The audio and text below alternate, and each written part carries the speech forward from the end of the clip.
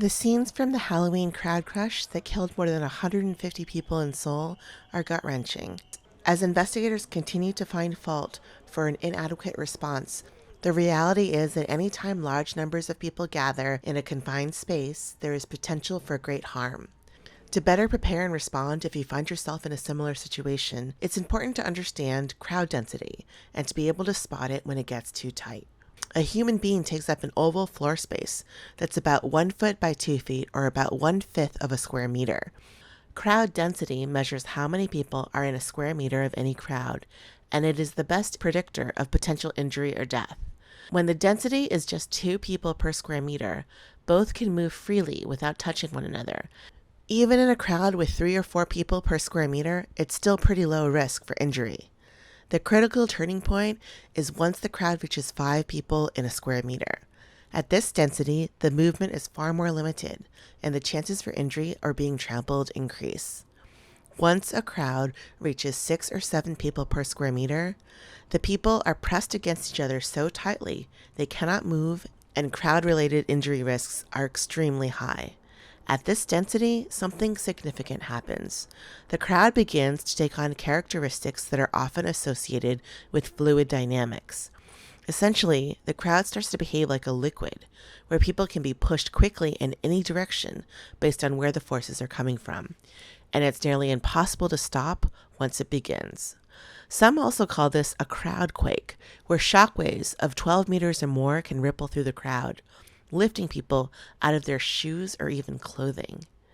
When you add all this, the anxiety among an increasingly tight crowd, heat from bodies that can cause people to faint and fall, and the density that makes it nearly impossible for others to help them, people in extremely dense crowds can suffer from compressive asphyxiation, or being suffocated to death while standing due to the force of the crowd around them.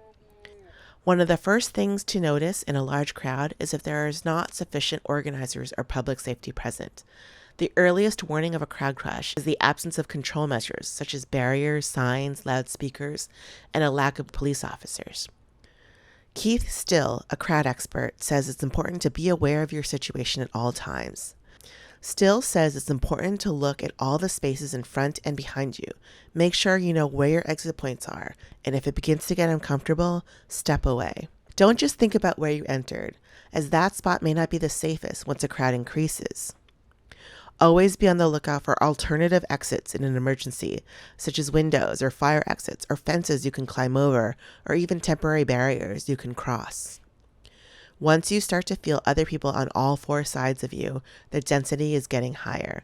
While this may not be dangerous, consider moving away from the mass, remembering to look out for those exit points. During a crush, if you can't easily escape the crowd, try your hardest to stay standing. In a tight crowd, one person falling can cause a domino effect on those around them. Try to help other people stay standing too. If you can keep your hands at your chest like a boxer, this protects your ribcage and keeps a space around your lungs so you can breathe. If you fall, curl into a ball and cover your head. Do not push the crowd, even if you are pushed. It wastes energy that you need to save. Don't scream unless you have to, and control your breaths. Try to use nonverbal cues to communicate with others. In a crush, the main cause of injury is the lack of information going from people in the front of the crowd to those further out. Look for people who might be in a higher position, like a platform, or people in buildings above who can give you information on what's ahead. Also, look up to see if there are any escape points from above. Try to figure out where the center of the crowd is and avoid it.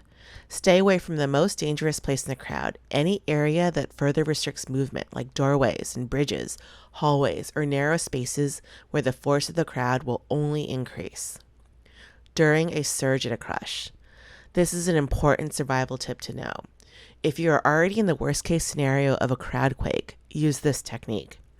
After a large crowd push, there's always a brief lull. It's in these moments where you should try to move diagonally or zigzag between pockets of people. Try to keep working your way diagonally between people between each surge. This can help you get to the periphery of the crowd and stay safe.